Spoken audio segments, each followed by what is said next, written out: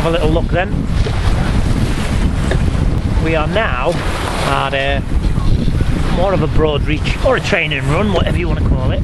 And so the sails are out, and she's absolutely surfing at the moment on those big waves. They're just in my favour now, and they're pushing me along. So we had 7.6. I've just done 7 points, just seeing it go up to 7.6 knots. That's a little boat there. I love this point of sailing because it doesn't feel like you're doing too much work. And we're, 6.3 knots now.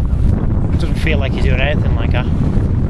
It's comfortable, it's fast, and the only thing you've got to be careful of is sometimes the wind picks up even more, and then when you go close hauled or back onto a reach, suddenly you've got more canvas up than you realise, because you've been there going, this is great sailing, but if you turn against it again, against the tide and against the wind, then you would feel it again.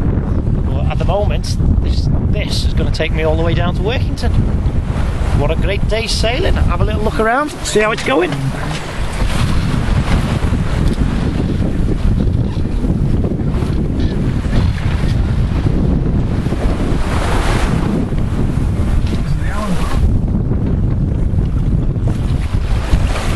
All the big ones are pushers there.